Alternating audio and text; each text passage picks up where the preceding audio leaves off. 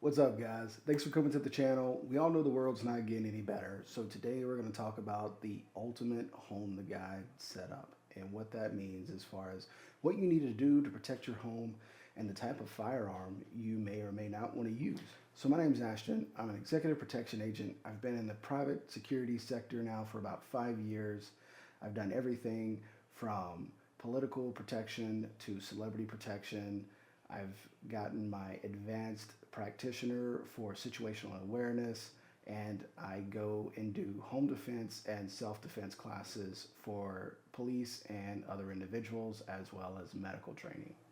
Sometimes you have to think like a criminal, so understanding your vulnerabilities within your house is another good example of understanding your threats, such as what are your common areas that people enter? Where are they located in your house? Those would be everything from your front door and your back door.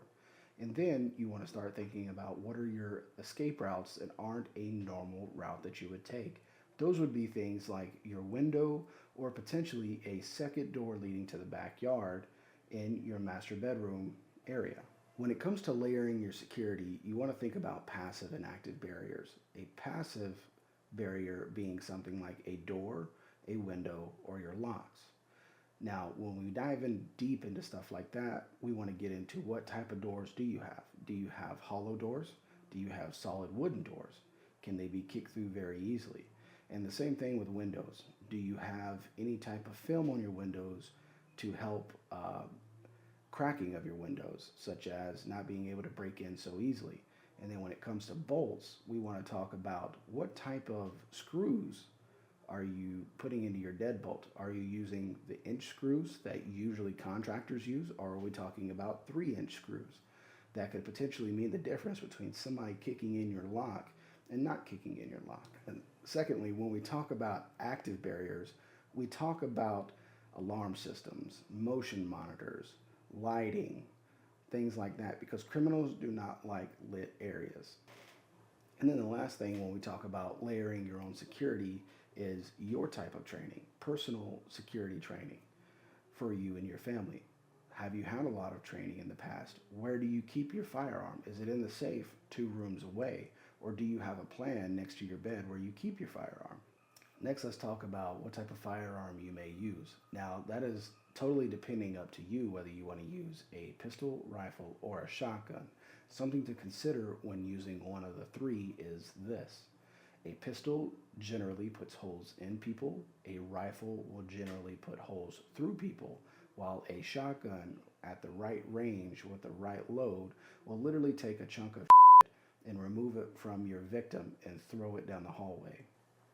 With that being said, I generally choose a pistol, but that is just by preference when we come to home defense.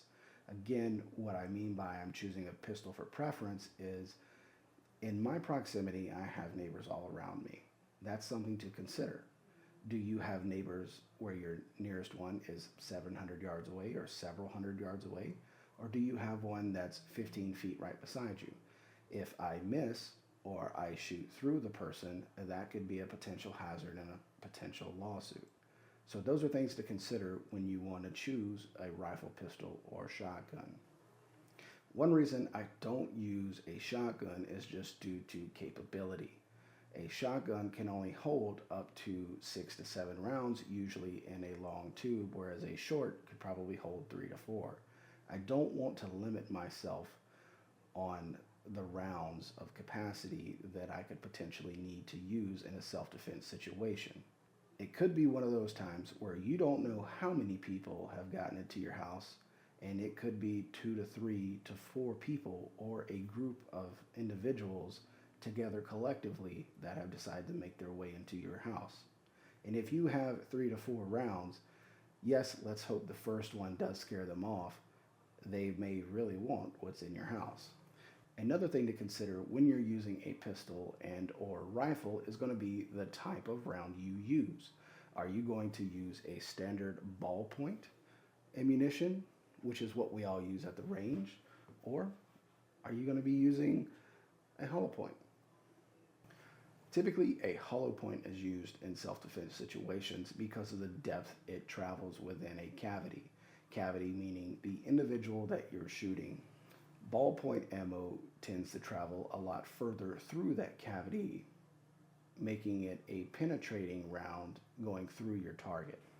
And lastly, when choosing a firearm other than your ammunition, let's talk about the accessories on your firearm. I always like to have a red dot on mine as well as a flashlight. So I can illuminate my subject when I need to. This also has a strobe effect thanks to Streamlight TLRs, and then a way to identify my target effectively and shoot. One reason I like to have a flashlight is I don't have to do the old FBI style and carry my pistol in one hand and a flashlight in the other. It allows me to have a free hand to react to something that may come up, a free hand to open a door, turn on a light, whatever I need to do. Now, it would be nice if we all had the money to buy night vision, which is expensive. They start anywhere from $3,000 for a single binocular all the way up to $30,000, depending on the type that you want, whether it be binos or quads. Now, that's just not reality, so I would recommend having a flashlight and a red dot on your pistol. If you like iron sights, I get it, I understand. That's just the old school way, but let's gravitate with time and the ingenuity, and let's get a red dot. Lastly, let's talk about staying responsible and staying vigilant. Responsibility meaning, have you undergone some type of training? Have you taken any training classes to better yourself and better prepare yourself for these situations? Also, running through drills with your family members in your house is very crucial. It's crucial to the point to where each family individual knows their responsibilities when something like this happens, whether it be going to hide, running to get the kids if they're close nearby, and or also grabbing a firearm. Another thing to consider responsibility and staying vigilant is, how do you store your firearms? Do you store them in a stop box next to your bed? Are they in the safe 2 doors down? Or are they in the closet? How you store your firearms could mean the difference between you reacting to a situation in time or costing you valuable seconds. The last thing to consider when you're staying vigilant and responsible is the local laws within your area. I always tell people to do their own research because every state has different laws, such as Texas, and their castle laws only apply in certain other states.